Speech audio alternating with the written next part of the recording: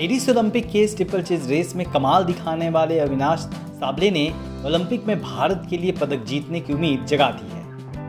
3000 metre के steeple chase की स्पर्धा में 5 अगस्त को अविनाश साबले ने इतिहास रचते हुए फाइनल में जगह बना ली है। अविनाश ऐसा करने वाले पहले भारतीय पुरुष हैं। लेकिन यह जानना दिलचस्प है कि अविनाश जब दुनिया के तमाम दिग्गजों को टक्कर देते हुए यह कारनामा कर रहे थे, उनके माता पिता वैशाली और मुकुंद साबले महाराष्ट्र के बीड जिले में एक छोटे से गांव के खेत में रोपनी के काम में लगे हुए थे। यह अविनाश साबले की पारिवारिक पृष्ठभूमि और संघर्ष को बताने के लिए काफ़ी है। दरअसल अविनाश की यात्रा कभी आसान नहीं रही। पेरिस के ट्रैक तक पहुंचने की अविनाश की कहानी मुश्किलों और संघर्ष भरी रही है। आज अविनाश साबले की कहानी दुनिया जानना चाहती है, खासकर खेल प्रेमी। अविनाश को दौड़ने की आदत बचपन से ही लग गई थी, हालांकि यह मजबूरन शुरू हुआ।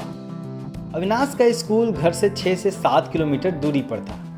ऐसे में देर होने पर कई बार वह दौड़ते हुए स्कूल पहुंचते। दौड़ना अविनाश को अच्छा लगने लगा। अविनाश को दौड़ते हुए देखकर शिक्षकों ने उनकी रेस उनसे बड़े बच्चों के साथ करवाई।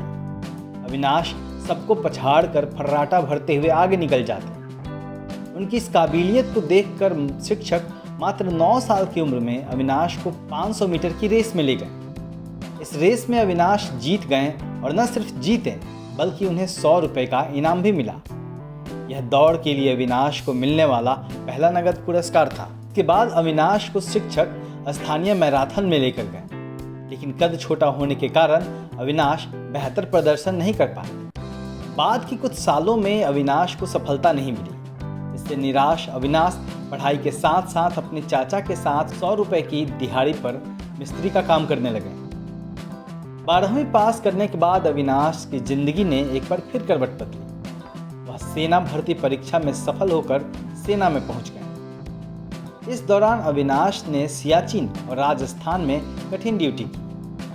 2015 में अविनाश ने दौड़ की तरफ फिर से रुख किया। 1 साल की ट्रेनिंग के बाद सेना के नेशनल क्रॉस कंट्री रेस प्रतियोगिता में अविनाश 5वें स्थान पर आए। बस फिर क्या था, अविनाश को नई उम्मीद मिल गई, नए सपने मिल गए। इसके बाद अविनाश ने पीछे मुड़कर नहीं देखा।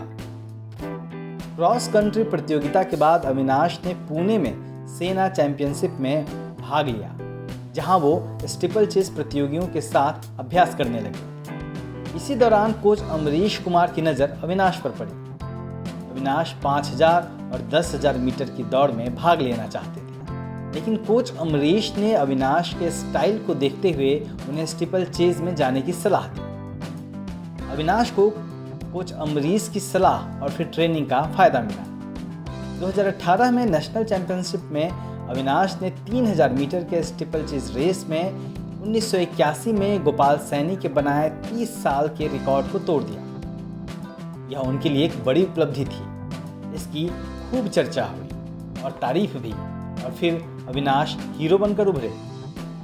इसके बाद तो जो अविनाश ने किया वह देश के भीतर एक मिसाल बन गया। उन्होंने 3000 के स्टीपल चेज में 9 बार राष्ट्रीय रिकॉर्ड बनाया। 2019 में अविनाश ने पहले अंतर्राष्ट्रीय प्रतियोगिता में हिस्सा लेते हुए दोहा के एशियन एथलेटिक्स चैंपियनशिप में अपने पहले ही प्रयास में 2 सिल्वर मेडल जीत लिया और टोक्यो ओलंपिक के लिए क्वालिफाई कर लिया। हालांकि टोक्यो ओलंपिक में अविनाश कोई कमाल नहीं कर पाए, लेकिन उनका आत्मविश्वास जरूर बढ़ गया। अविनाश ने और मेहनत की। नतीजा यह हुआ कि 2022 के बर्मिंघम में कॉमनवेल्थ खेलों में अविनाश ने राष्ट्रीय रिकॉर्ड बनाते हुए सिल्वर मेडल हासिल कर लिया। वो वहाँ छोटे से अंतर से गोल्ड मेडल हासिल करने से चूक गए। कॉमनवेल्थ खेलों के 3000 मीटर के स्टीपल चेज में भारत का यह पहला मेडल था। इन उपलब्धियों के लिए साल 2022 में अविनाश को अर्जुन अवार्ड से सम्मानित किया गया। और अब पेरिस ओलंपिक में अविनाश ने जो कमाल दिखाया है उससे पूरा देश उत्साहित है। स्टीपल चेज में फाइनल 8-9 अगस्त की रात को 1:15 बजे के करीब होगा। उम्मीद है कि अविनाश सारी बाधाओं को पार करते हुए इतिहास रचने में कामयाब होंगे और भारतवासियों को गर्व करने का एक मौका जरूर देंगे। Bureau report, Delhi Dastak.